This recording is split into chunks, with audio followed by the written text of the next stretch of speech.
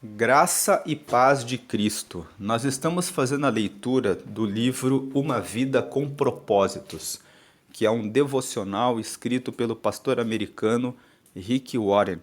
E nesse livro devocional, ele tem uma proposta de apresentar 40 mensagens em 40 dias.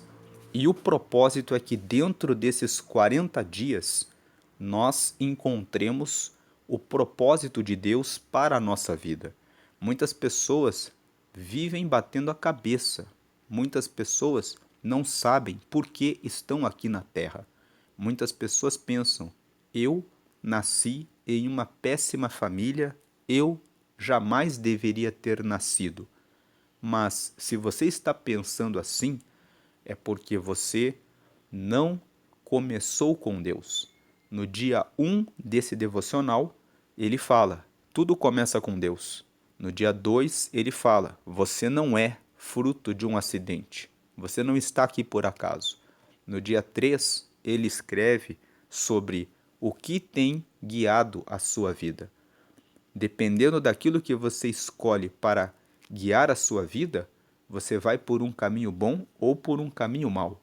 Escolha bem aquilo que você tem colocado como norte, como direcionamento para a sua vida.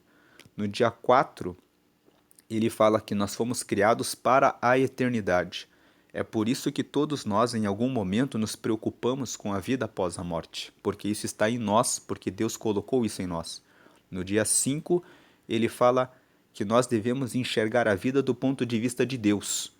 Do ponto de vista de Deus, a vida é um teste. Por isso, todos nós passamos por provações e dificuldades na vida que são desafios.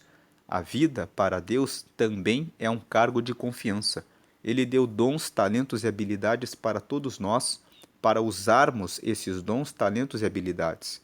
Se você sabe que os dons, os talentos e as habilidades são para Deus, você vai fazer o bom uso, vai administrar esses dons, talentos e habilidades e vai multiplicá-los para produzir o bem na terra. E por último, no dia 6, o ponto de vista de Deus a respeito da vida é que a vida é uma atribuição temporária. Nós fazemos as coisas apenas por um tempo. Depois, nós devemos cumprir os nossos propósitos. E no dia 7, ele nos fala sobre a razão de tudo. E na razão de tudo, que é o dia 7, ele fala que nós temos 5 propósitos. Propósito número 1, você foi planejado para adorar a Deus. Por isso que quando você entende isso e você adora a Deus acima de tudo, em primeiro lugar, você consegue encontrar o propósito, o encaixe da sua vida. Então, no dia 8, 9, 10, 11, 12, 13 e 14, nesses 7 dias, o pastor Rick Warren tratou de como nós adoramos a Deus. Esse é o primeiro propósito. Você foi programado, planejado para adorar a Deus. Então, nesses dias 8 a 14, ele nos ensina sobre como adorar a Deus, o que faz Deus ficar alegre conosco, como nós podemos honrar a Deus. Depois, nós fizemos a leitura do segundo propósito. O segundo propósito é: além de você ter sido chamado para adorar a Deus, que é o primeiro propósito, nós somos chamados a fazer parte da família de Deus. Deus tem uma família que é formada por todos os cristãos, de todos os lugares do mundo e de todas as gerações. Você foi chamado para fazer parte dessa família. Então nós lemos no dia 15 até ontem, até o dia 21, 15, 16, 17, 18, 19, 20 e 21, foram 7 dias falando sobre a importância dessa participação na família de Deus. Como é importante nós termos uma igreja local.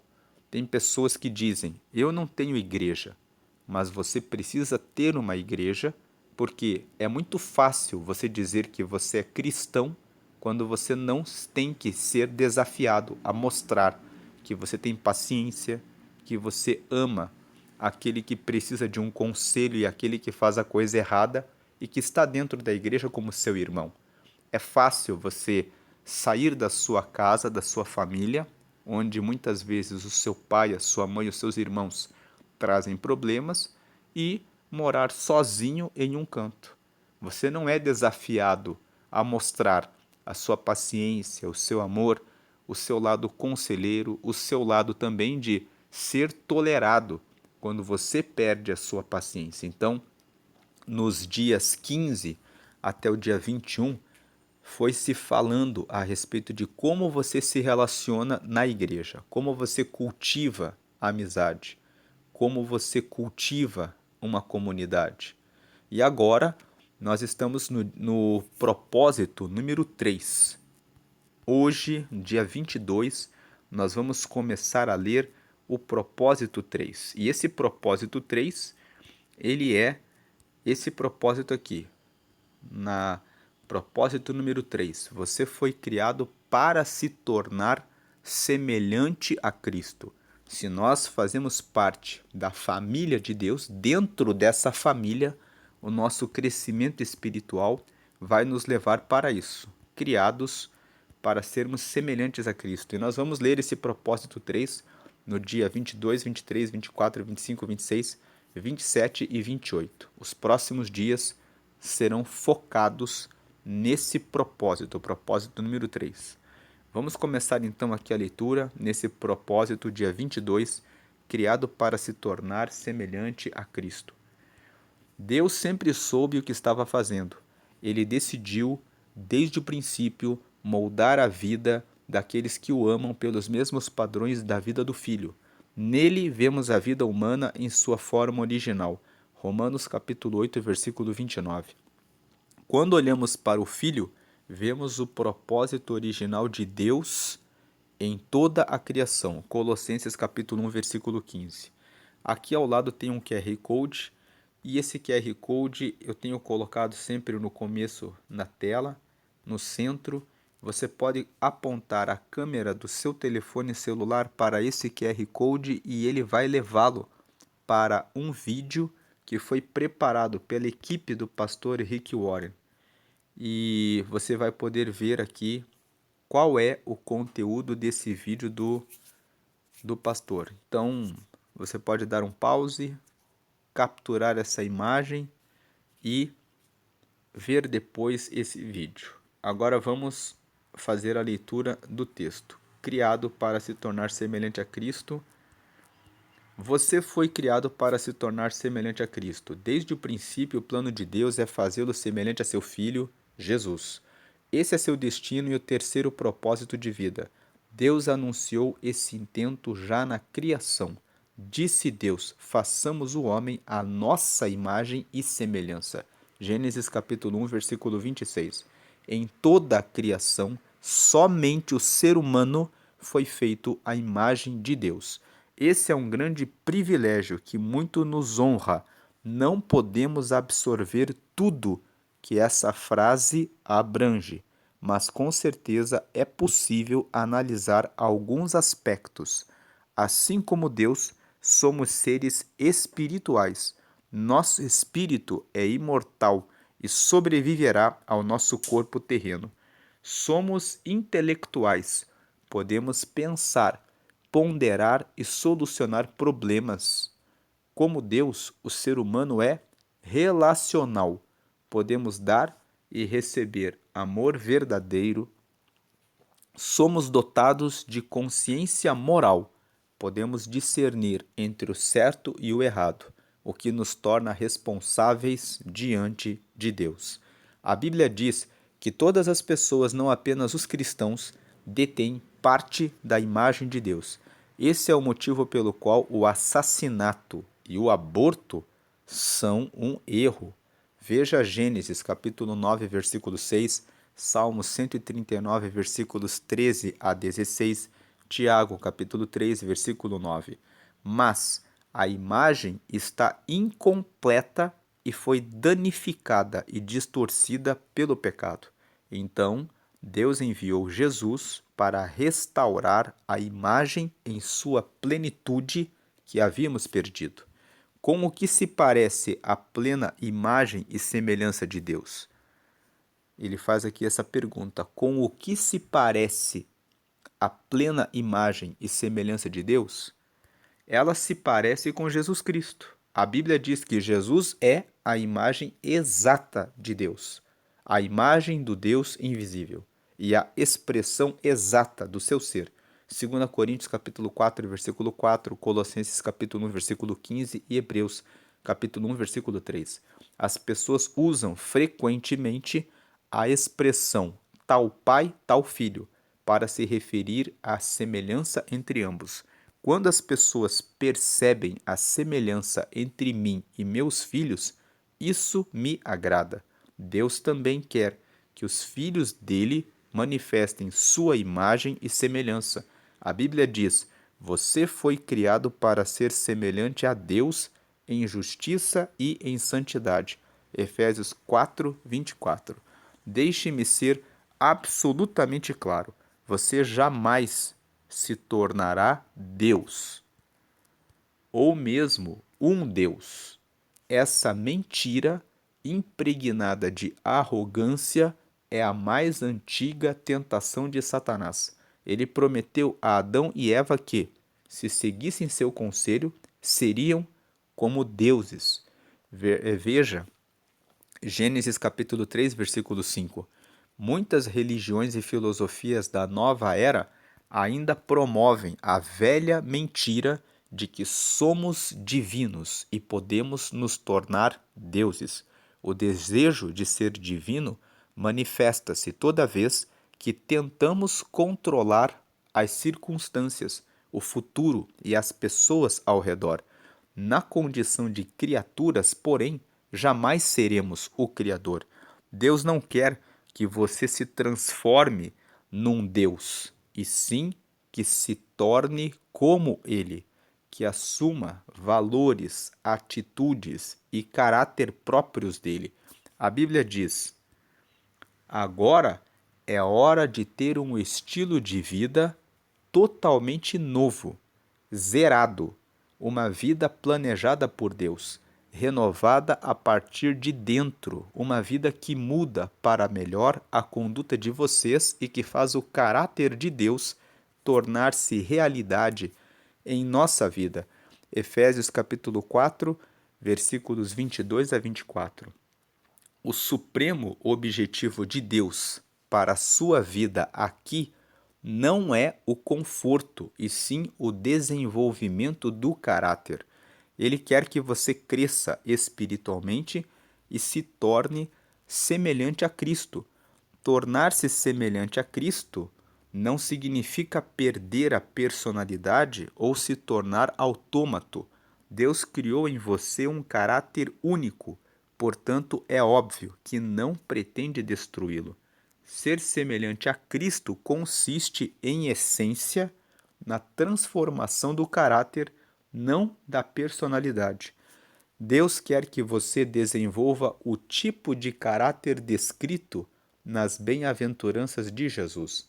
Veja Mateus capítulo 5, versículos 1 a 12. No fruto do Espírito, veja Gálatas capítulo 5, versículos 22 e 23.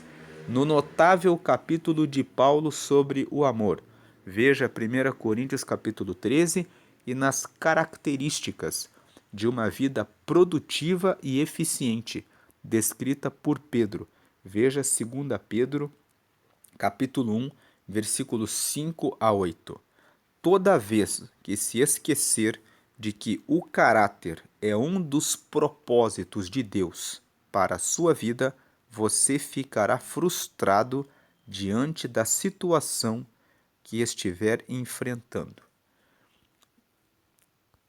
Destaque nessa frase: o supremo objetivo de Deus para a sua vida aqui não é o conforto, e sim o desenvolvimento do caráter. Quando nós lemos essa frase, nós entendemos que realmente, como nós lemos no dia 5, a vida, no ponto de vista de Deus, é um teste. Ele está mais preocupado em nos testar e colocar provações no nosso caminho para o desenvolvimento do nosso caráter do que em nos dar uma vida confortável.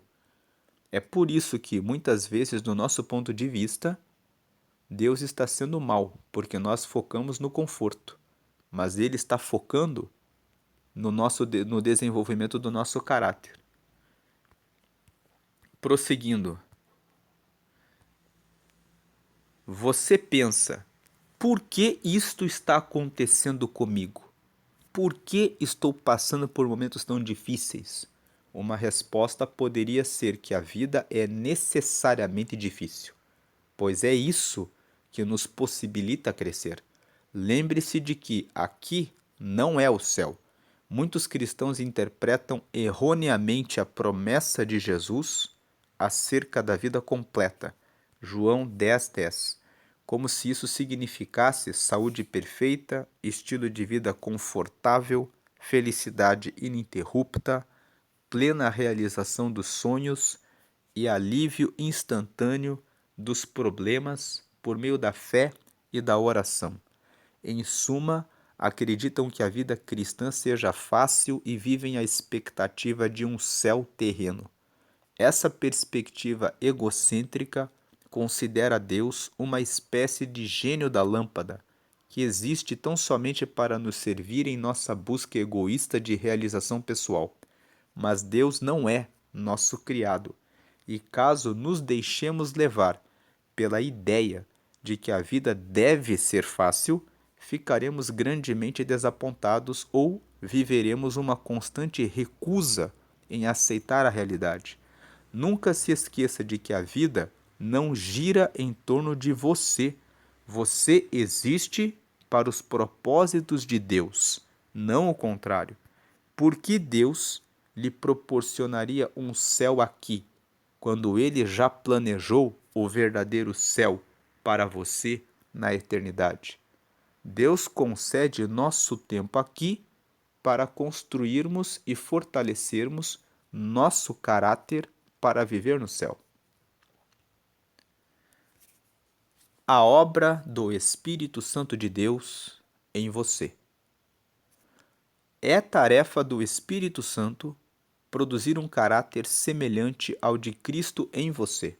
A Bíblia diz: à medida que o Espírito do Senhor trabalha em nós, tornamo-nos mais e mais semelhantes a Ele e refletimos a sua glória ainda mais. 2 Coríntios capítulo 3, versículo 18, parte B. O processo pelo qual nos tornamos mais semelhantes a Jesus é chamado santificação, que é o terceiro propósito de vida neste mundo. Você não pode reproduzir o caráter de Jesus por esforço próprio. Decisões de ano novo, força de vontade e as melhores intenções não são suficientes. Somente o Espírito Santo tem poder para realizar as transformações que Deus deseja em nossa vida. A Bíblia diz: Deus está operando em vocês, dando-lhes o desejo de obedecer-lhe e a capacidade de fazer o que lhe agrada. Filipenses capítulo 12, versículo 13. Mencione o poder do Espírito Santo e muitas pessoas imaginarão manifestações miraculosas e emoções intensas, mas, na maioria das vezes, esse poder atua em sua vida de maneira discreta e silenciosa, de modo que você, às vezes, nem a percebe. Ele frequentemente nos toca como uma brisa suave. 1 Reis capítulo 19, versículo 12. As características de Cristo não são produzidas por imitação, mas por habitação. Permitimos que Cristo viva por meio de nós, pois este é o segredo. Cristo vive em vocês. Colossenses capítulo 1, versículo 27. E como isso acontece na vida real? Pelas escolhas que fazemos. Escolhemos fazer a coisa certa nas diversas situações de nossa vida, confiando que o Espírito Santo de Deus nos concederá força, amor, fé e sabedoria para agir. Uma vez que o Espírito de Deus vive em nós, essas coisas estão sempre à disposição quando necessárias. Devemos cooperar com a obra do Espírito Santo. Por toda a Bíblia, vemos uma importante verdade ilustrada repetidamente. O Espírito Santo libera poder no momento em que você dá um passo de fé. Josué deparou com um obstáculo intransponível: as águas transbordantes do Rio Jordão, que recuaram somente depois que os líderes pisaram na água corrente, num ato de obediência e fé. Veja Josué capítulo 3, versículos 13 a 17. A obediência libera o poder de Deus. A obediência libera o poder de Deus. Deus espera que você haja primeiro. Não espere sentir-se poderoso ou confiante. Siga adiante na sua fraqueza, fazendo a coisa certa a despeito de seus medos e sentimentos. É assim que você coopera com o Espírito Santo. Essa é a forma de seu caráter se desenvolver. A Bíblia compara o crescimento espiritual a uma semente.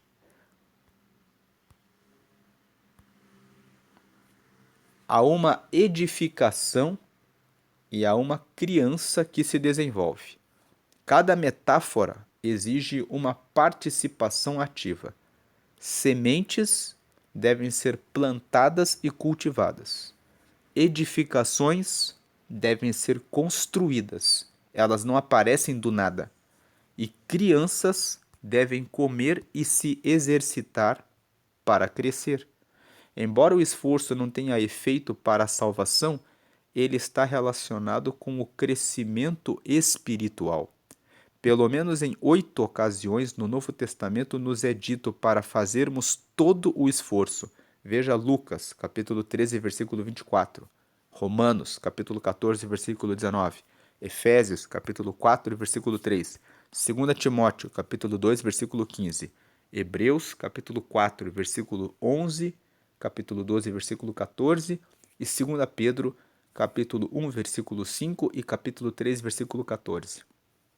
Em nosso crescimento, até nos tornarmos semelhantes a Jesus. Você não pode apenas ficar esperando que isso aconteça. Paulo explica em Efésios, capítulo 4, versículo 22 a 24, as 3 coisas que devemos fazer para nos tornar semelhantes a Cristo. Em primeiro lugar, devemos abandonar nossa antiga maneira de agir. Agora é hora de ter um estilo de vida totalmente novo, zerado, uma vida planejada por Deus, renovada a partir de dentro. Efésios 4, 22. Em segundo lugar, devemos mudar nosso pensamento. Deixe que o Espírito transforme sua maneira de pensar. Efésios capítulo 4, versículo 23. A Bíblia diz que somos transformados pela renovação de nossa mente. Veja Romanos capítulo 12, versículo 2. A palavra grega para transformado, metamorfoses, usada em Romanos capítulo 12, versículo 2 e 2 Coríntios capítulo 3, versículo 18, é hoje aplicada para descrever a fantástica metamorfose sofrida pela lagarta ao se tornar borboleta. É uma bela descrição do que acontece espiritualmente conosco quando permitimos que Deus dirija nossos pensamentos. Somos transformados de dentro para fora, tornando-nos mais belos e sendo liberados para voos mais altos. Em terceiro lugar, precisamos assumir o caráter de Cristo ao desenvolver hábitos novos e dignos de Deus. O caráter é basicamente a soma dos hábitos. É como você habitualmente age. A Bíblia diz que devemos revestir-nos do novo homem, criado para ser semelhante a Deus em justiça e em santidade provenientes da verdade. Efésios capítulo 4, versículo 24. Deus usa a sua palavra, as pessoas e as circunstâncias para nos moldar. São 3 fatores indispensáveis ao desenvolvimento do caráter. A palavra de Deus proporciona a verdade de que precisamos para crescer. Os filhos de Deus contribuem com o apoio de que necessitamos para crescer e as circunstâncias promovem o ambiente para pormos em prática as características de Cristo.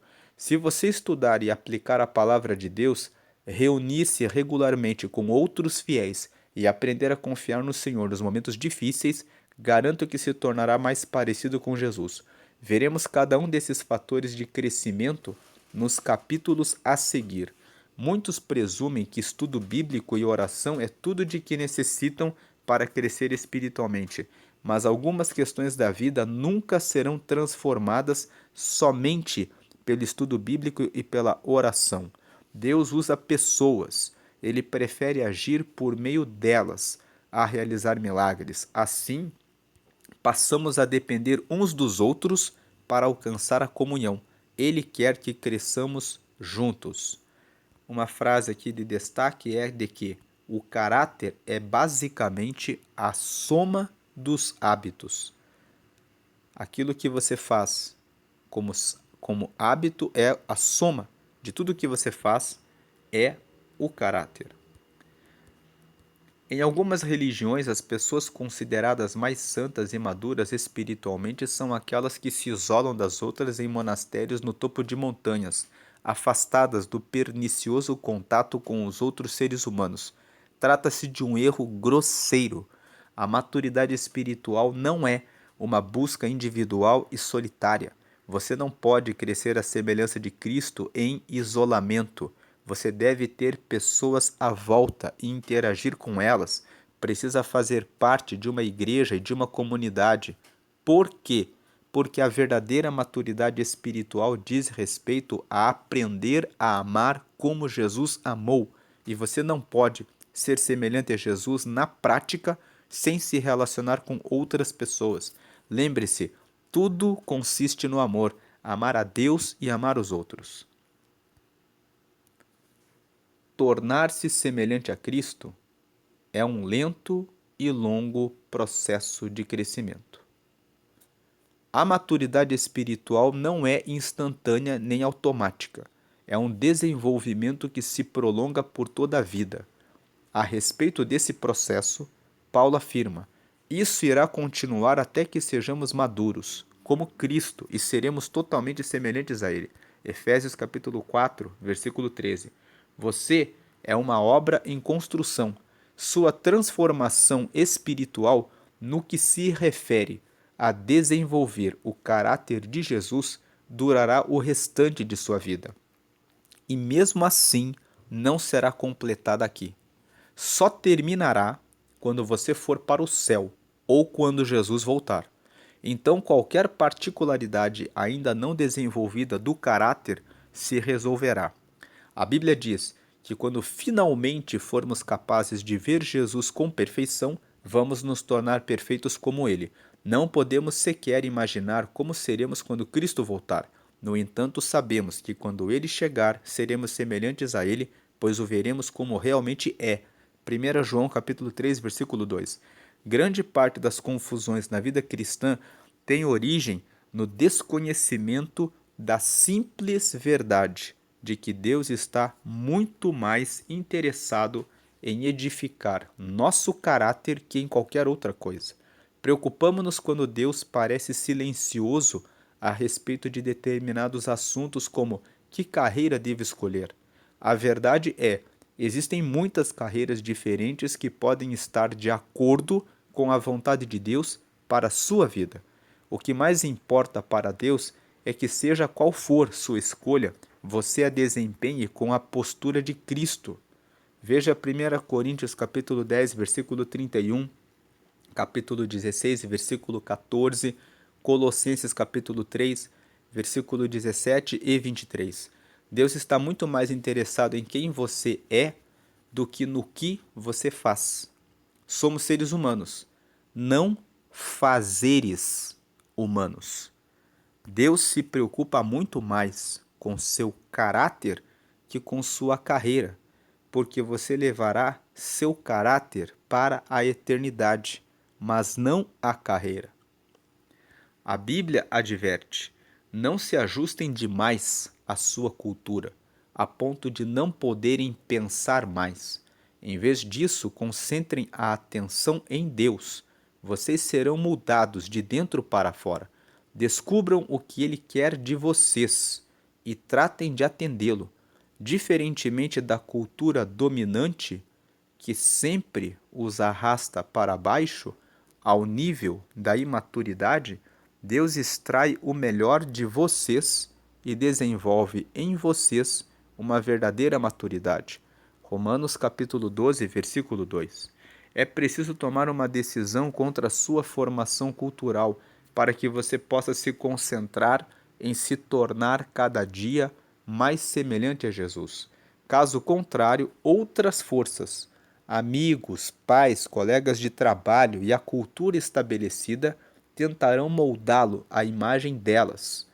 Lamentavelmente, uma rápida análise de diversos livros cristãos de sucesso revela que muitos fiéis abandonaram a finalidade de viver para o cumprimento dos grandes propósitos de Deus para se dedicar a obter estabilidade emocional e realização pessoal.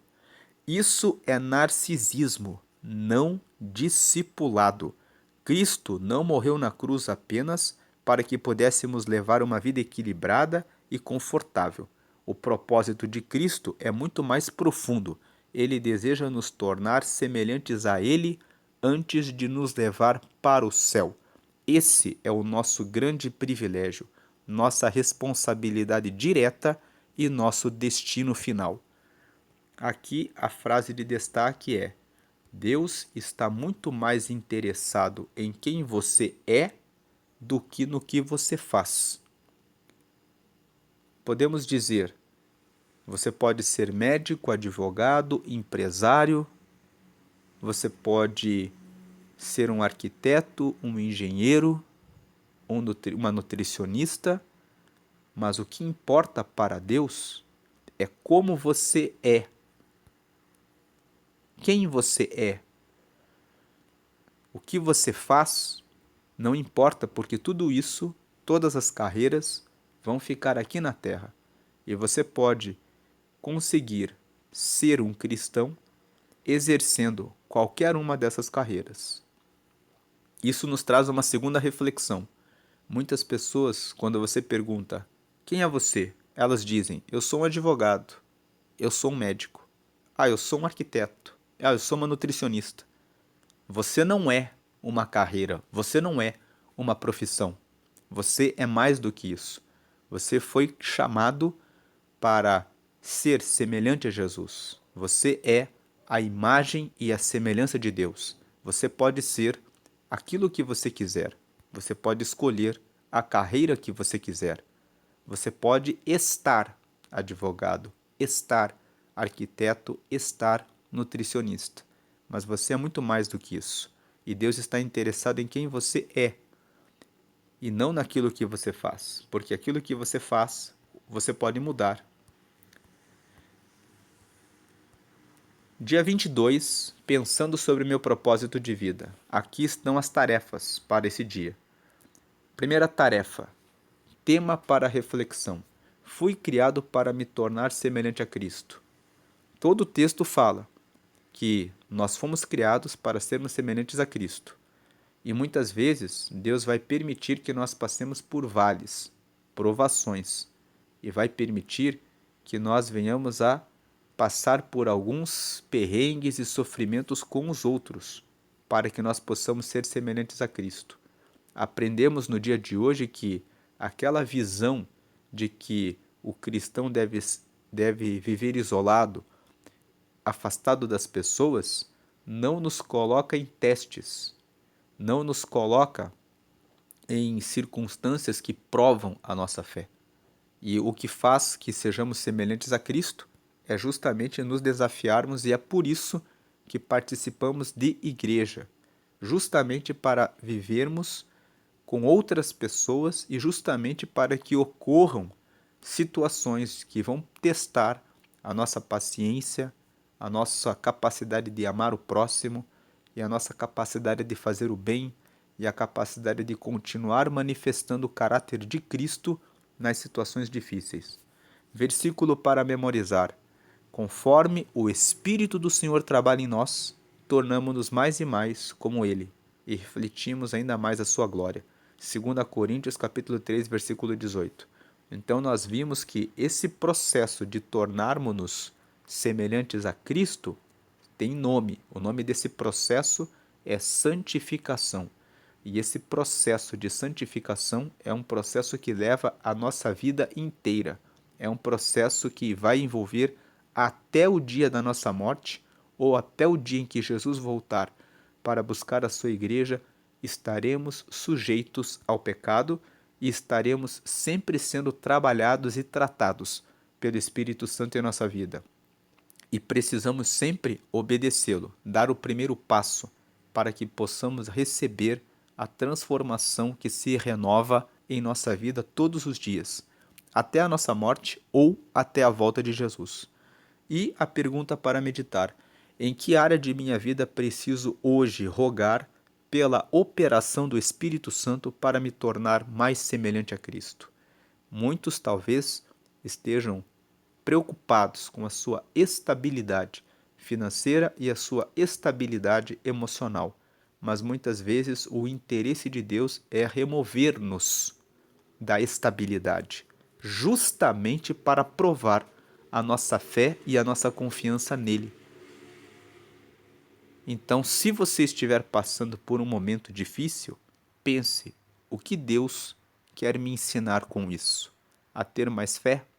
Se você está sendo muito provocado por alguém, Deus está provando e testando a sua paciência e a sua capacidade de amar aquele que precisa do seu amor.